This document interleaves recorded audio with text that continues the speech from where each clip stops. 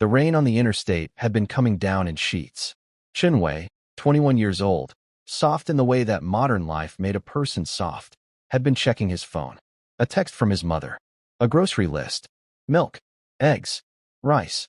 The kind of ordinary message that no one remembers until it becomes the last thing they ever read. The truck hydroplaned. There was no time for fear. Only the sound of screaming metal, the white explosion of an airbag, and then nothing. Blackness. A silence deeper than sleep. The feeling of falling backward through cold water with no surface above and no bottom below. And then, pain. But not the pain of a car crash. This was a different kind of pain. An older pain. Aches in muscles that had spent 16 years bending, carrying, and straining. A splitting headache behind eyes that were not quite his own. Chen Wei opened those eyes.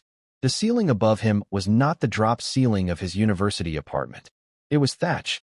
Rough, golden-brown thatch woven from dried rice stalks, held up by timbers of dark, smoke-stained wood.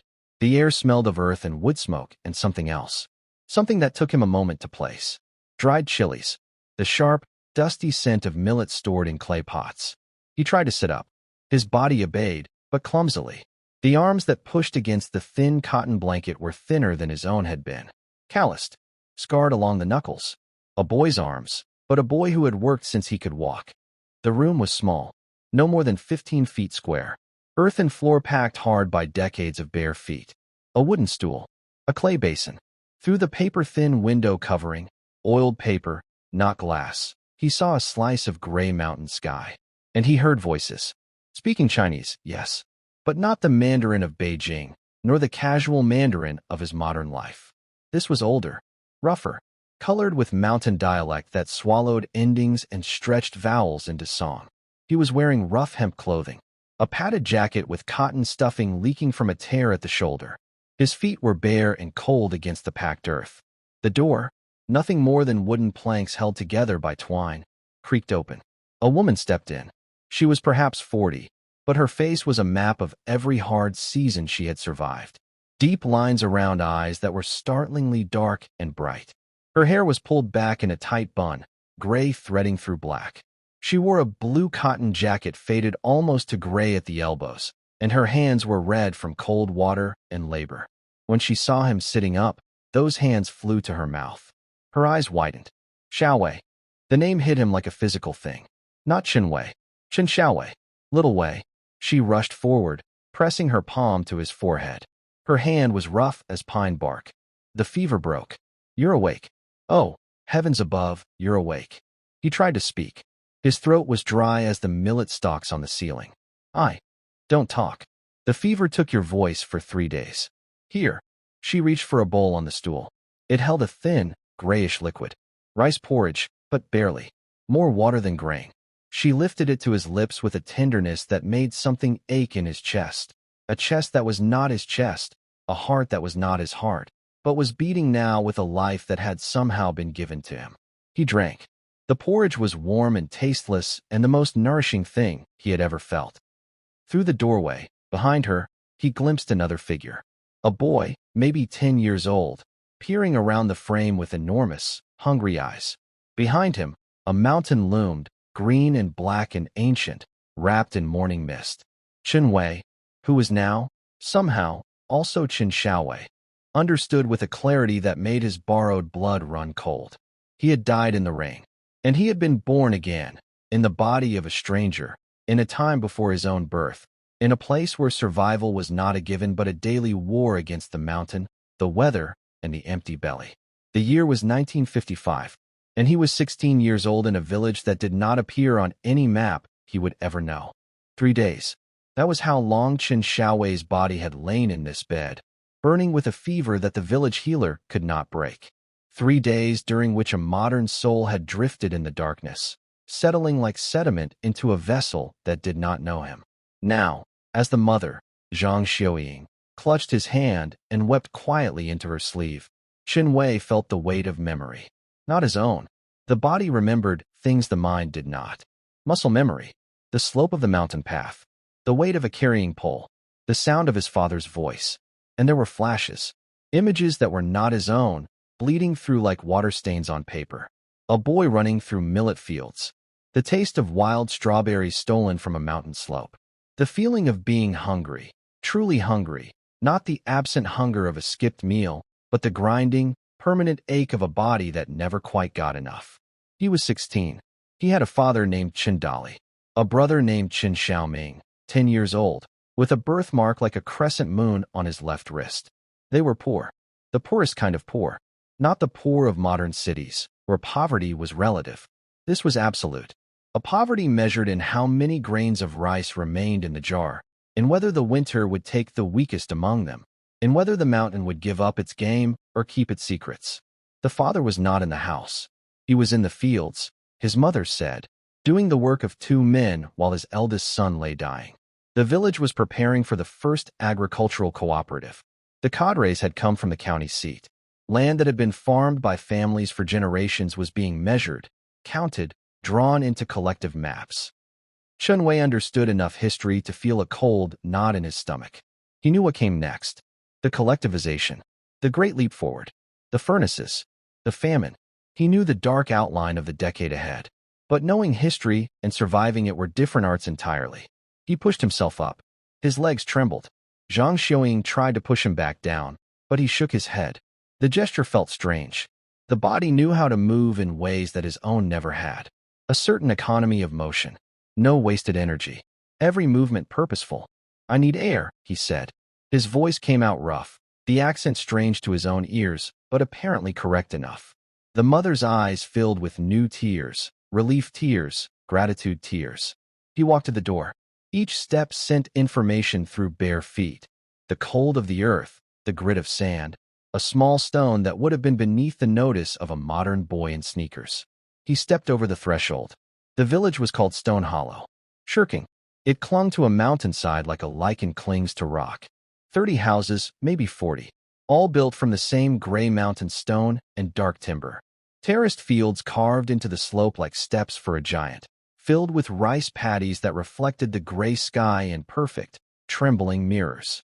Smoke rose from chimneys. Chickens scratched in the dirt. An old woman sat on a wooden bench, picking through a basket of wild greens. She looked up at him, and her face showed surprise. She had expected him to die, then. The whole village had expected it. Beyond the village, the mountain rose in folds of green and shadow.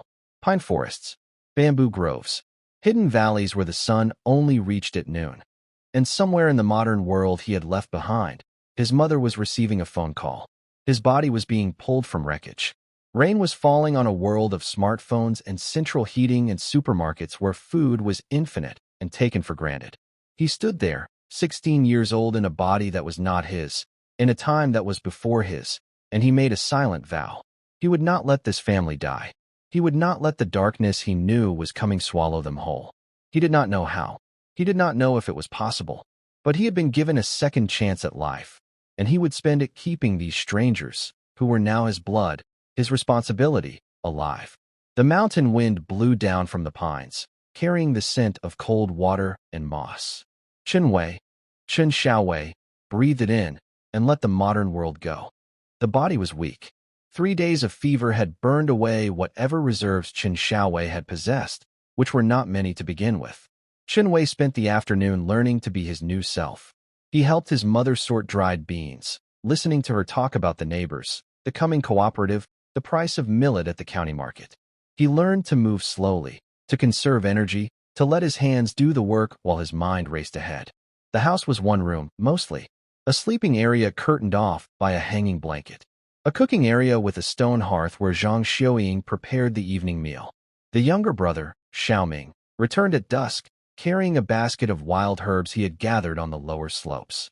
He stopped at the doorway when he saw Chen Wei sitting up, and the basket fell from his hands. "Big brother." The voice was small and cracked with the transition between childhood and boyhood. Chen Wei looked at him, really looked at him, and saw a child made of sticks and sinew. Visible ribs beneath a too large shirt. Knees like swollen knots. Eyes too big for his face. "I'm better," Chen Wei said. He patted the earthen floor beside him. Xiaoming approached as one might approach a ghost. He sat. He reached out and touched Chen Wei's arm, confirming he was solid. "I thought you went to the mountain," Xiaoming whispered. "The mountain? When people go to the mountain, they don't come back." Chen Wei understood. The mountain took people. Illness, cold, hunger, accidents. The mountain was not a friend. It was a deity that demanded respect and occasional sacrifice. I'm not going to the mountain, Chen Wei said. He put his hand on the boy's shoulder. He could feel the bones beneath the cloth. Not yet. Not for a long time. The father returned after dark. Chen Dali was a man carved from the same stone as the village. 45 years old, though he looked older. A face like a cliff face, all plains and shadows. Hands that could crush walnuts or gentle a frightened calf. He had lost 2 fingers on his left hand to a farming accident 10 years ago, and the remaining fingers were twisted with scar tissue. He stood in the doorway, covered in mud from the paddy fields, and when he saw his eldest son alive, he did not speak. He only nodded. But his eyes held something fierce and grateful. He turned away and busied himself with washing at the basin, but Chen Wei saw the way his shoulders shook once, twice, before he mastered himself. That night, they ate. The meal was rice porridge, thicker than the mornings, with a few shreds of dried vegetable and a pinch of salt. For a family in Stone Hollow, this was a feast. Chen Wei watched his family eat with the reverence of the starving. They chewed slowly. They made it last. Not a grain was wasted. Chen Wei ate too. The taste was simple, elemental. He understood, in a way his modern palate never had, that food was life itself. Not entertainment. Not comfort. Life. After the meal, Zhang Xiaoying took his hand again and pressed something into his palm. It was a small cord of braided hemp. Hanging from it was a stone. A green stone, smooth and oval, warm from being carried against her skin. Your grandmother gave this to me, she said quietly. She said it was found by our family in the mountain long ago, in a cave where the water drips. It kept her safe through the warlords, through the Japanese, through the famine of 32. I want you to wear it now, to keep you here, with us. Chen Wei looked at the stone. It was not jade exactly. It was something else. A deeper green, almost black in the firelight, with veins of lighter color that seemed to move when the flame shifted. He tied it around his neck. The stone rested against his chest, over his heart. It was warm. Warm in a way that seemed to come from inside, not from his mother's body heat. That night, he lay on the sleeping pallet, listening to his father's snoring and his brother's whimpering in dreams. The stone seemed to pulse, not with his heartbeat, with something else, something slower, older, like the rhythm of tides or the turning of seasons. He touched it with his fingers, pressing his palm flat against it. And the world changed. He was no longer in the room. He was somewhere else, standing in a space that was not a space. Not a room, not a cave, not a landscape. A void, but a void with boundaries. He could feel, somehow, that it was roughly the size of a small barn. 20 feet by 20 feet. A ceiling lost in mist above. The floor was smooth, gray, and faintly warm. The air smelled of rain before it falls. He was inside the stone. Chen Wei's modern mind, educated, skeptical, shaped by science and screens, reeled. But the part of him that had already accepted transmigration, that had already felt memories not his own, that part grasped this truth with both hands. A magic storage space, a pocket dimension, bound to the stone, bound to him. He thought of the food they had eaten. He thought of the empty jars, the bare grain bins, the winter that was coming. He thought of the historical tidal wave he knew was building beyond the mountain. And he began to laugh. Not loud, not enough to wake his family, but a real laugh. The first one since the rain on the interstate. He had been given a weapon, not a sword, not a gun, something better. A place where time did not pass, where food would not rot, where secrets could be kept from the eyes of cadres and neighbors and the hungry. He let the stone go. He snapped back to the dark room, the thatched ceiling, the snoring father. The stone was still warm against his skin. He lay there, his heart racing, and he began to plan. The next 3 days were a careful dance of deception and discovery. Chen Wei had to learn who Chen Xiaowei had been without revealing that he was not, in fact, Chen Xiaowei at all. He let his body guide him. The body knew how to greet the neighbors. The body knew how to work the wooden pump at the village well. The body knew how to carry water on a shoulder pole without spilling a drop, though his modern mind found the skill astonishing. But the mind was his own, and every spare moment, when he went to the privy behind the house, when he walked to the stream, when he pretended to nap in the afternoon heat, he explored the stone. He learned the rules. The space inside was not infinite. He paced it out, counting his steps. 24 paces by 24 paces. A ceiling that vanished into gray mist perhaps 15 feet above. The floor was smooth, warm, slightly yielding, like packed earth covered in felt. Tom did not move inside. He placed a leaf from the ground outside against the floor. 3 hours later, by his return, it had not wilted. It was exactly as fresh as when he placed it. He tried again with a cup of water from the stream. Left it overnight. In the morning, the water was still cold, still clear, still tasting of mountain stone. He could enter and exit instantly. A thought, a touch of the stone, and he was there. Another thought, and he was back. But while inside, he could not move the entrance point. He returned to exactly where he had left. This was crucial. He could not use it to teleport, only to store, to hide, to preserve. He could bring things in and out. It took concentration. He had to touch an object and will it inside. Small objects were easy. A stone, a leaf, a bowl. But larger objects required more focus. He tried with a wooden stool. It took 3 attempts and left him sweating and dizzy. The space was empty, completely empty. Not so much as a dust mote floating in the strange light. And the light itself, he could not find its source. It simply existed, soft and gray gold, like an overcast afternoon preserved forever. He gave it a name, the Hollow, because it was empty and because it was his now. On the 3rd day of his discovery, he made his first serious test. He had found a rabbit trap on the edge of the family's tiny plot. It was a simple snare, set by Chen Wei before the fever, now forgotten and empty. Chen Wei reset it. He used knowledge from his modern life, documentaries he had watched, survival videos he had idly browsed, to improve it. He added a figure 4 trigger. He found a better run where rabbits moved between the paddy and the wild grass. The next morning, he found a rabbit dead in the snare. Small, lean, but meat. He stood over it, his heart pounding. Meat was currency. Meat was life. Meat was the difference between a body that wasted and a body that worked. In Stone Hollow, meat was more than food. It was survival itself. He knew the danger. If he brought a rabbit into the house, his mother would ask where it came from. The neighbors would smell the cooking. In a village this small, a secret lasted exactly as long as it took for the first wisp of smoke to rise. But he had the Hollow. He touched the rabbit. He concentrated. He felt something leave him, a warmth, a small exhaustion, like blowing out a candle inside his chest. The rabbit vanished. He touched the stone, entered, and there it was, lying on the gray floor. Not bleeding, not rotting, preserved in the moment of its death. He left it there. He returned to the village. He went to the fields with his father, learning how to transplant rice seedlings in the cold mud. The work was backbreaking. His modern body, soft, unaccustomed, would have collapsed in an hour. But this body, Chen Wei's body, bent and worked and endured. The muscle memory carried him. And somewhere, in the stone against his chest, a rabbit waited. His first deposit in a bank that would mean the difference between life and death. That evening, he retrieved the rabbit. He brought it out in the woods, behind a thicket of bamboo. He cleaned it with a small knife his father carried.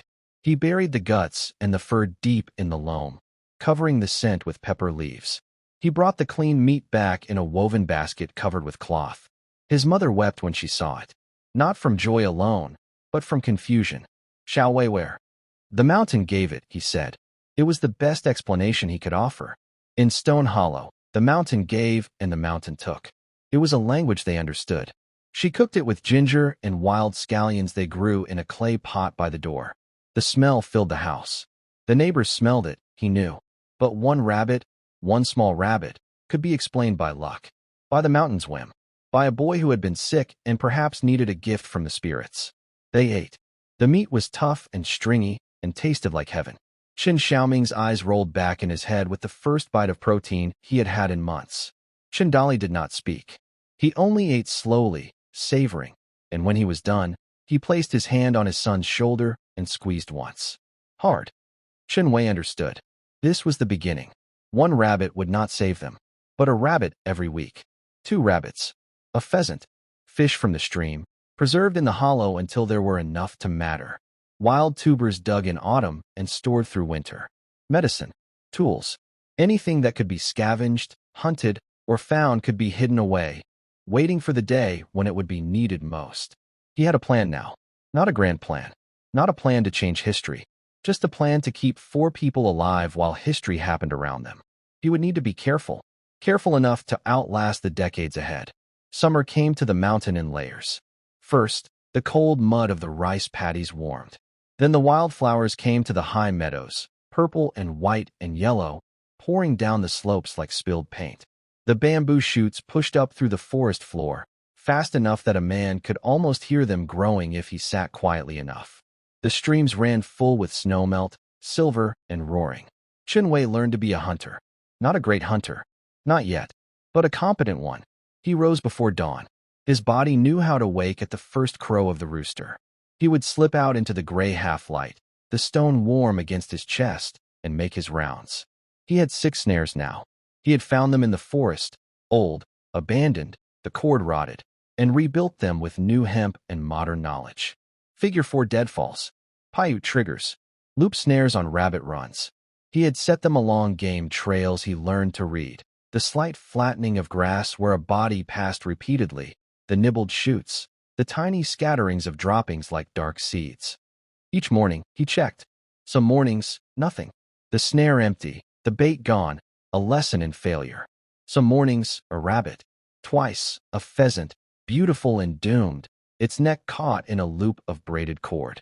Once, nothing but a paw print in the mud beside the trap, large and deliberate, the print of a fox that had taken his rabbit and left him only a tuft of gray fur. Every catch went into the hollow. He did not bring them home.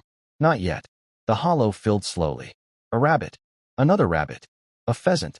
He hung them in the gray space, laying them on the floor in a corner that became his meat locker. They did not rot. They did not smell. They simply waited, suspended in the moment of their death, their eyes glazing but their flesh remaining firm. He also gathered. This was a skill he had never possessed in his modern life, the ability to read the forest as a text. But Chen Wei's body knew. The fingers recognized the curled edge of a fern that meant edible root below. The eyes found the particular shade of green that meant a stand of wild garlic. The nose knew the sharp scent of medicinal herbs, licorice root, honeysuckle bark, the bitter leaves of dandelion that his mother dried for tea. He gathered these too, stored them in the hollow. A handful of wild garlic. A clutch of mushrooms, carefully identified by the patterns on their caps. He used both his modern knowledge and the body's instinct. A bundle of arrowhead tubers dug from the mud of the stream bank, white and starchy and filling. The hollow began to fill, not with riches, not with abundance, but with options, with possibility, with the small, hard-won currency of survival. His family noticed the change in him, not the change of a different soul, though they sensed something, a new seriousness in his eyes, a new way of moving, but the change of a boy becoming a man, a provider. He brought home the occasional rabbit. He made a show of checking traps near the village, so they would believe his luck was local, not deep in the forbidden forest. He brought wild greens, claiming to have found them in known spots. He built a rack above the family hearth and hung dried strips of meat there, visible to neighbors, a display of modest luck that could be explained without raising suspicion. The family ate better. Not well, not by any modern standard, but the porridge grew thicker. The vegetables had oil on them sometimes, from the fat of the rabbits. The bowls were scraped less desperately. Chen Xiaoming began to fill out. His cheeks rounded. His eyes lost the hunted, feral shine of the chronically hungry. Chen Dali watched his eldest son with unreadable eyes. He said little, but one evening, after the younger boys had gone to sleep, he sat with Chen Wei by the dying fire and spoke. The cooperative is coming. The cadres say next month. All tools to the collective. All land to the collective. All labor to the collective. Chen Wei's blood ran cold. He knew this history. He knew where it led. But hearing it in his father's voice, in this house, at this time, made it real in a way that textbooks never had. What do we keep? Chen Wei asked. Nothing. Everything belongs to the people now. The party. And the food. We work for work points. We eat from the communal kitchen. Chen Wei wanted to scream. He wanted to explain that the communal kitchens would lead to waste, to falsified production figures, to the famine that would kill millions. But he was a 16-year-old boy in a remote mountain village. He had no power, no voice, no authority. What he had was the hollow. and the knowledge of what was coming. "Father," he said, choosing his words with the care of a man walking on ice. "The mountain has been good to me. I think. I think the mountain will keep being good. If I keep hunting, keep gathering." Shindali was silent for a long time. The fire crackled. Outside, a night bird called from the bamboo. "The cadres will not allow private hunting," he said finally. "All game belongs to the collective. All land belongs to the collective. Even the mountain belongs to the collective." "Then I will be careful," Chen Wei said. "I will be invisible." His father looked at him. In the firelight, his scarred face was all shadow and orange light. He reached out and gripped Chen Wei's shoulder. His hand was hard as cured wood. "Invisible is good," he said. "Invisible survives." They did not speak again, but Chen Wei understood. His father knew something was different. He did not know what. He did not ask, but he would protect the difference. For the family. For survival. That night, Chen Wei went into the hollow and counted his stores. 7 rabbits, 3 pheasants, a basket of dried herbs, 2 bundles of tubers, a clay jar of wild honey he had found in a hollow tree, lucky beyond measure. It was not enough. It was barely a beginning. But he had time. Not much, but some. The cooperative was coming, but the mountain was vast. The cadres were few. And he had the one thing no bureaucrat could take, a space inside a stone, where time stood still and secrets could be kept. He made a new vow. He would fill the hollow until it overflowed. He would learn every trail, every trap, every edible thing in the mountain. He would become a ghost in the forest, taking what the mountain offered and hiding it where no eye could see. He was not just a boy anymore. He was a vault, a living vault, walking on 2 legs, carrying the future survival of his family in a stone around his neck. And as the summer stars turned above the thatched roof of Stone Hollow, Chen Wei began to plan in earnest. The cadres arrived on a Tuesday. There were 3 of them. They came from the county seat on foot, their shoes covered in red mountain mud, their blue cotton uniforms too clean for the village. They carried a clipboard, a megaphone, and a rolled red banner that smelled of fresh paint. Their leader was a young man, perhaps 25, with glasses held together by wire and a voice that had been trained to speak in slogans. His name was Lu Feng, and he had been educated in the city. He stood on the stone platform where the village elders had once settled disputes, and he read from a paper that flapped in the mountain wind. "The great movement of agricultural collectivization has reached Stone Hollow. The backward, scattered methods of the past are ended. The people will now work together. The land will be shared. The harvest will be shared. All men and women are equal contributors to the glory of the people's commune." The villagers stood in the muddy square. They did not cheer. They had been told that cheering would be appropriate, but the sound did not come naturally. They stood, instead, in silent groups, the older farmers with their hands clasped behind their backs, the women with children clinging to their legs, the few young men who had not yet left for the cities looking at their shoes. Chen Wei stood at the back, beside his father. He watched Lu Feng with the intensity of a predator watching prey. Not because he wished harm to the young man, but because he needed to understand him, to predict him, to know how much danger he represented. The cadres walked through the village. They measured fields with string and wooden stakes. They counted tools. They wrote down names. They took the Chun family's iron plow, their only plow, and tagged it with a red paper strip. They took their hoe. They took their scythe. "These are now the property of the cooperative," Lu Feng said, smiling, his glasses flashing. "You will be assigned work points based on your labor. Food will be distributed according to need and contribution. No one will go hungry." Chen Wei looked at his father.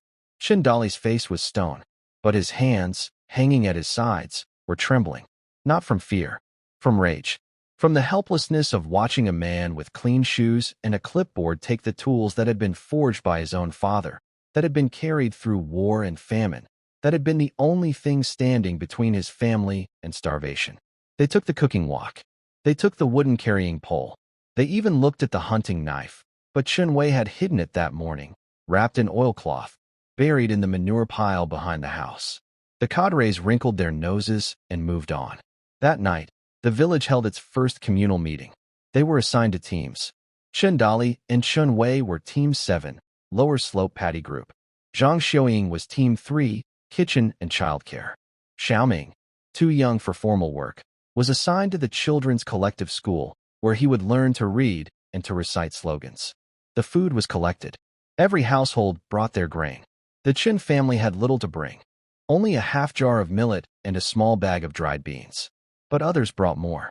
Old Wang, who had always been a careful farmer, brought 3 full sacks of rice. He wept as he handed them over. The cadres wrote his name on a list and praised his revolutionary spirit. Chen Wei watched the food pile grow in the newly constructed communal kitchen.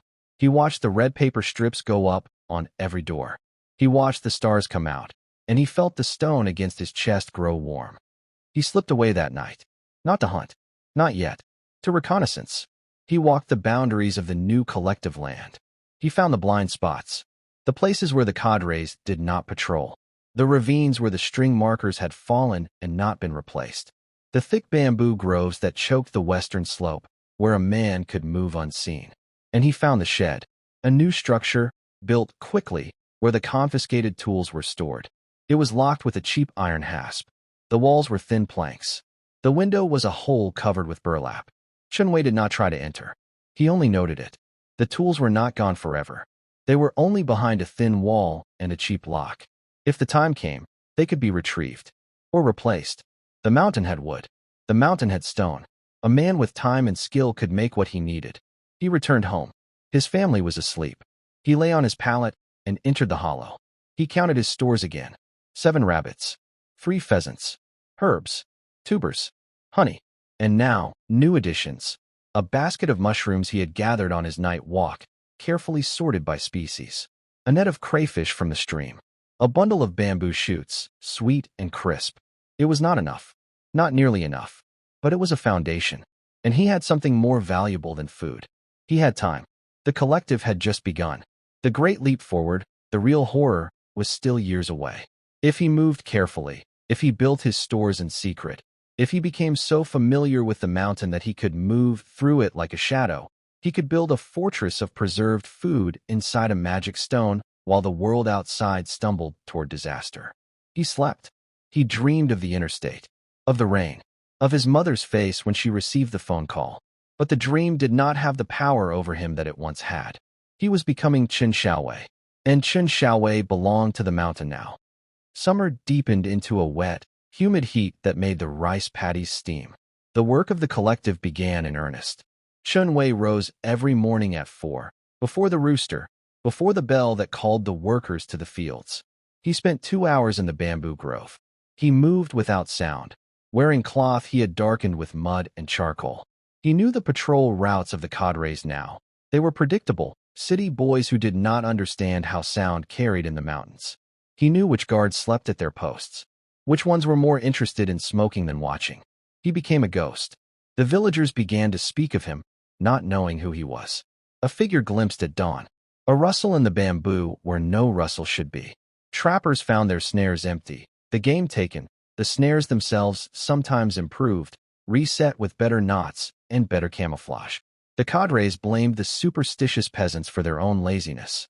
The peasants blamed the mountain spirits.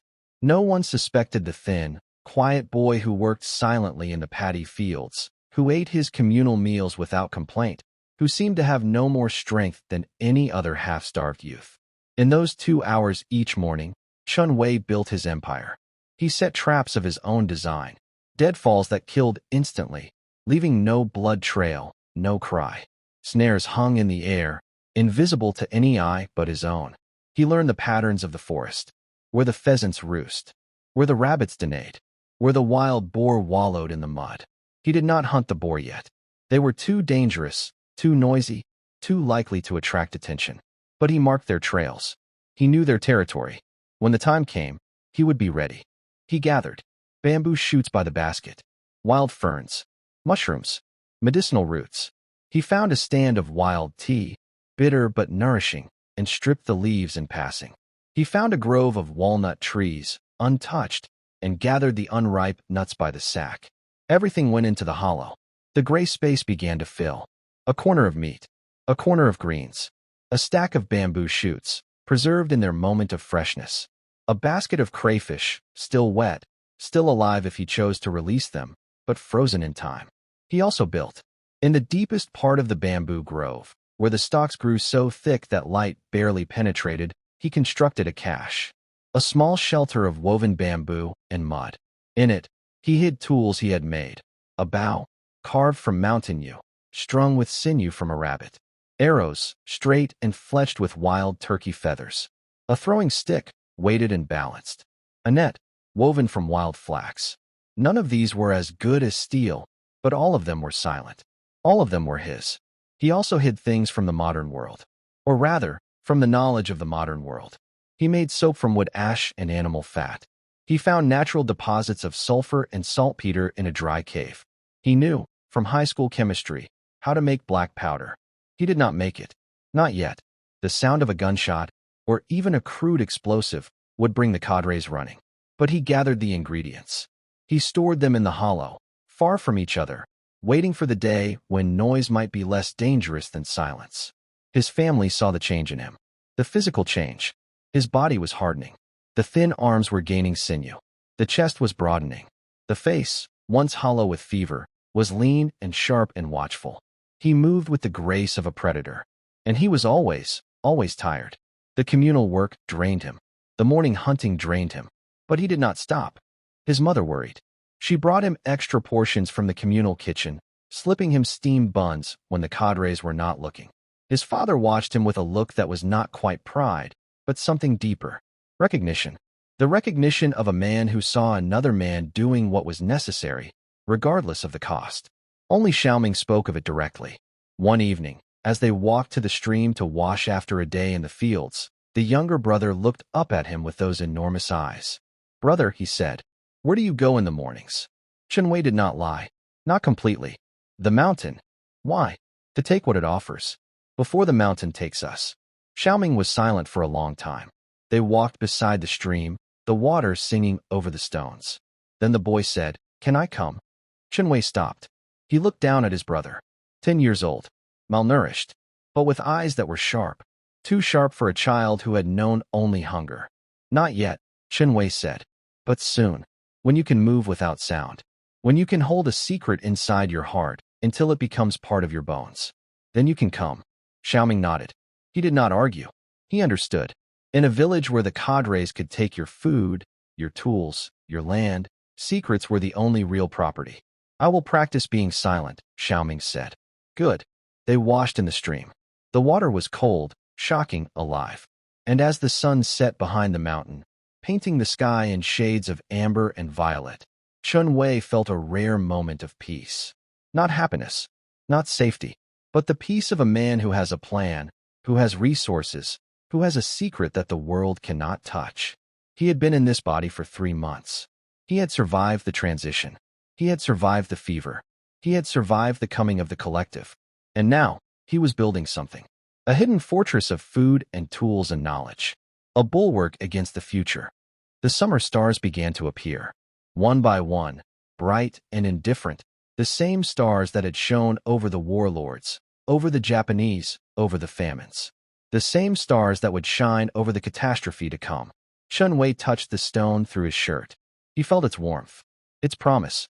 He was ready, or at least, he was becoming ready. And in the bamboo grove, his traps were set, his caches were hidden, and his stores were growing. One rabbit at a time, one secret at a time, one day at a time. Autumn arrived with a violence that seemed personal. The mountain turned from green to gold to red, the maple and oak forests burning with color before the cold stripped them bare.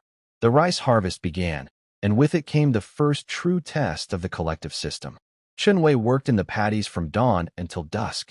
The cadres had established quotas. Each team was expected to produce a certain amount of grain per mu. The quotas were based on theoretical maximums, not on the reality of mountain soil and unpredictable weather. Lu Feng, the young cadre, wrote the figures on the chalkboard in the communal kitchen, his numbers large and confident. The reality was different. The rice was thin. The stalks were stunted. The harvest, by any honest measure, was poor. But the cadres did not measure honestly. They measured what they wished to see. When the threshing was done, Lu Feng announced that Stone Hollow had exceeded its quota by 15%. The villagers stared at their bowls of thin gruel and did not understand. But Chen Wei understood. He understood the machinery of lies that was beginning to turn. The inflated figures would be reported upward. The surplus grain would be taken by the state, and the village would be left with less than it had produced. He watched the grain wagons arrive. He watched the healthy sacks, the ones with actual rice, loaded onto the backs of mules and carted away down the mountain road. The communal kitchen received a fraction of what had been grown. The villagers were told to tighten their belts. The revolution required sacrifice. Chen Wei did not tighten his belt. He had the hollow. But he also had eyes, and he saw what the other villagers saw: the hunger returning, the children growing listless, the old men coughing in the cold mornings. The cooperative had not abolished hunger. It had institutionalized it. That autumn, he did something risky. He had been hunting small game: rabbits, pheasants, squirrels. But the cold was coming, and the small game would become scarce. He needed larger prey. He needed meat that could feed a family for a week. He needed a boar. The wild boar of the mountain were legendary. They were not the small pigs of the lowland farms. They were massive, tusked, black with coarse hair that could stop an arrow. They were dangerous. They could kill a man, and they were illegal to hunt. The cadres had declared all game the property of the collective, and the boar were reserved for the county officials who visited occasionally. Chen Wei studied them for 2 weeks. He found their wallow, a crater of mud in a hidden valley where the hot springs seeped. He found their trails, wide paths through the undergrowth, marked by the signs of their passage: rubbed bark, broken saplings, scat the size of a man's fist. He learned their schedule. They moved at dawn and dusk. They were cautious, but predictable, and they were fattening themselves for winter, their bodies layered with fat that had not been needed in the leaner months. He built a blind, a hide of woven branches and leaves, set downwind of the wallow. He did not use his bow. A bow would not penetrate the thick hide of a full-grown boar. Instead, he used a different method. He dug a pit, not a large one, 4 feet deep, 6 feet long, covered with woven branches and a thin layer of soil and leaves. He spent 3 days digging it, working in the hour between dusk and full darkness, hiding his progress each morning. He lined the bottom with sharpened stakes, hardened in fire. It was a primitive trap. It was also lethal. On the 4th morning, he waited in the blind. The air was cold. His breath steamed. His hands, wrapped in rags, gripped the throwing stick he had made. He waited. The sun rose. The mist burned away. And then he heard them. The sound of heavy bodies moving through the brush. The snuffling. The occasional grunt. 3 boar emerged from the bamboo. The lead was a sow, massive, her hide scarred from old battles. Behind her, 2 younger boar, still large, still dangerous. They moved toward the wallow. They stepped around the pit. They stepped over it. The covering held. They were past it. The trap had failed. Chen Wei's heart sank. But then the sow turned. She scented something. She turned back toward the pit. She moved closer, her great snout working the air. She stepped onto the covering. It held for a moment. Then, with a crack like a gunshot, it gave way. The sow plunged into the pit. Her scream was terrible, a sound of rage and pain that echoed through the valley. The sharpened stakes found her. She thrashed. The pit was a storm of mud and blood. The 2 younger boar fled, crashing into the bamboo. Chen Wei did not move. He waited. The sow's thrashing slowed. Her screams became grunts, then gasps, then silence. He waited another hour. He checked the wind. He listened for cadres. Nothing. Only the mountain, indifferent to life and death. He approached the pit. The sow was dead. She weighed, he guessed, nearly 200 pounds. More meat than he had ever taken. More meat than his family had seen in a year. And also, more dangerous. This much meat could not be explained by luck. It could not be hidden by the story of a rabbit snare. If he brought this to the village, the cadres would take it. They would call it collective property. They would give his family a work point bonus and feast themselves on the pork. He touched the stone. He entered the hollow. He looked at the gray space. He had enough room. He had to. He climbed down into the pit. He touched the sow's massive, still warm body. He concentrated with everything he had. The world spun. The drain was enormous, like being pulled underwater by a current. He felt his nose bleed. He felt his vision narrow to a tunnel. The sow vanished. In the hollow, she lay on the gray floor, massive and out of place, her blood pooling in a way that was strange in the timeless air. He looked at her. He looked at his hands, trembling. He had done it. He had moved a living thing. Well, recently living, into the void. The rules were expanding, or he was learning them. He cleaned the pit. He buried the bloodied stakes. He scattered leaves and soil over the disturbed earth. He made the trap again, for future use. Then he walked back to the village, arriving just as the work bell rang. He was muddy, tired, and his nose was crusted with dried blood. He looked like any other boy who had slipped and fallen in the paddy. No one noticed. No one suspected. And in the hollow, a mountain of meat waited, preserved in the moment of its death, waiting for the winter that was coming. That evening, he told his mother he had found a rabbit. He brought one of his smaller stored rabbits from the hollow. She cooked it. The family ate. And in the stone, the sow waited.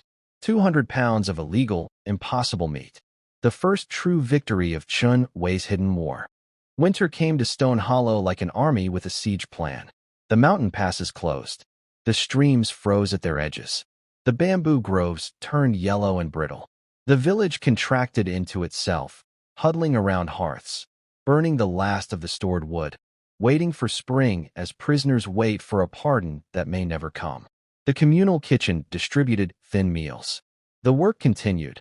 There were winter projects, land reclamation, the construction of a small irrigation channel that the cadres had decided was necessary, but the calories did not match the labor. The villagers grew thin. The children stopped playing. Even the dogs, usually ever hungry, lay curled in their places by the doors, conserving energy. Chen Wei watched and waited. He had a secret, a massive, impossible secret. 200 pounds of boar meat, preserved in timeless perfection inside the hollow.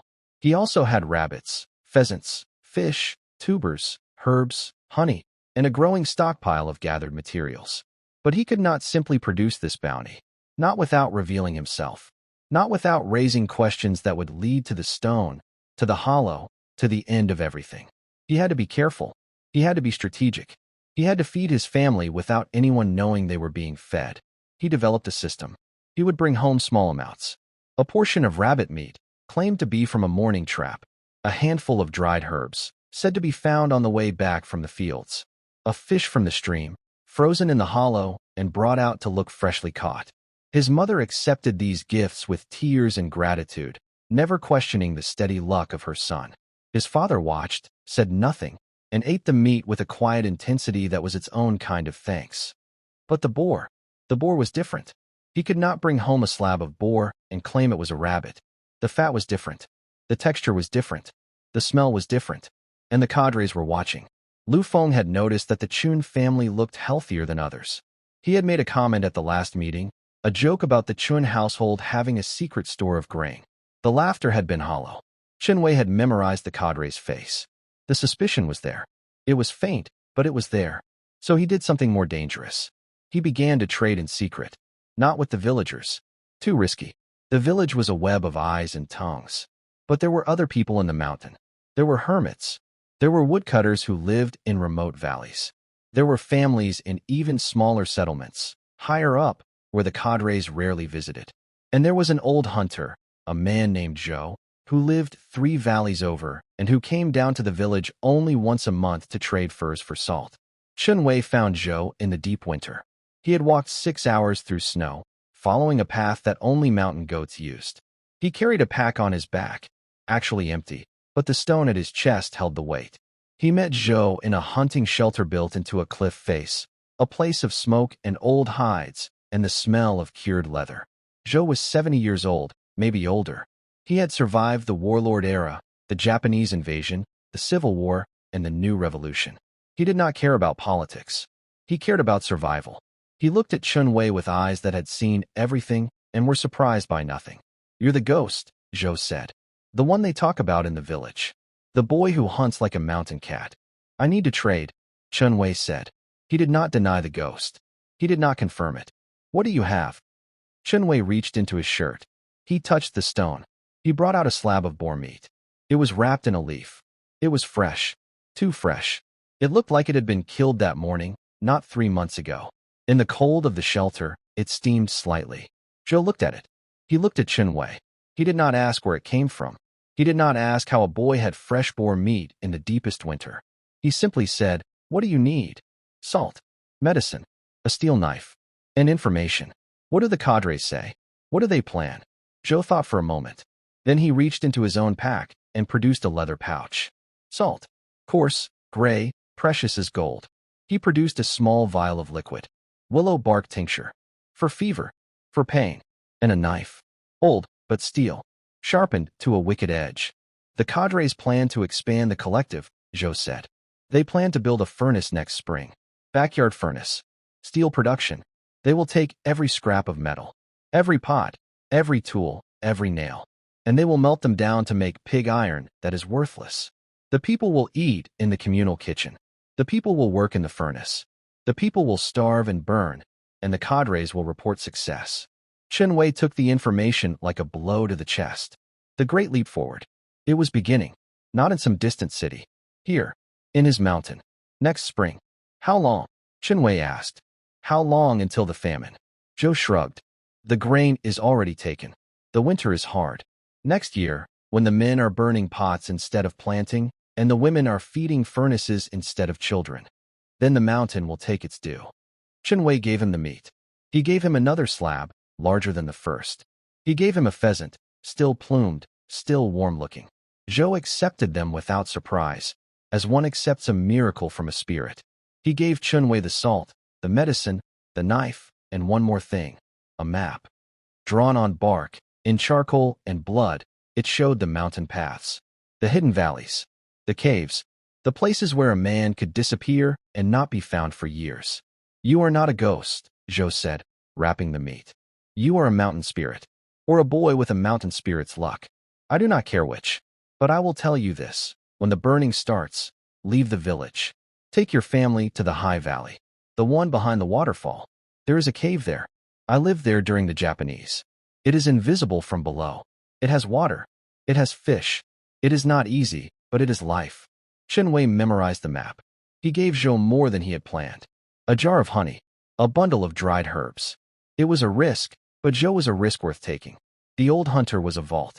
A living vault, like Chen Wei himself. He would not talk. He would only survive. He walked back through the snow. 6 hours. The stone was warm against his chest. The new knife was hidden in his boot. The salt was in his pack, transferred to the hollow the moment he was out of sight. And the map, he burned it, having memorized every line, and scattered the ashes in a frozen stream. He returned to the village after dark. His family was asleep. He lay on his pallet and entered the hollow. He looked at his stores. The boar, still massive, still waiting. The rabbits. The pheasants. The fish. The herbs. The salt. The honey. The medicine. It was not enough for a famine. Not nearly enough. But it was a foundation. And he had time. A few months. The winter was not yet at its deepest, but spring would come, and with spring, the furnace. He touched the stone and returned to the cold room. He listened to his brother's breathing. He listened to his father's snores. He listened to the mountain wind tearing at the thatch. He had a plan now. Not a hope. A plan. When the burning started, he would take his family to the high valley. He would feed them from the hollow. He would let the village suffer what it must suffer, and he would keep his blood alive through the dark years ahead. The winter was a wall, but walls could be climbed. Walls could be tunneled under. And Chen Wei had a key that no one else possessed. A green stone, a gray void, and the knowledge of what was coming, which was the most powerful weapon of all. He slept, and in his dreams, he did not see the interstate.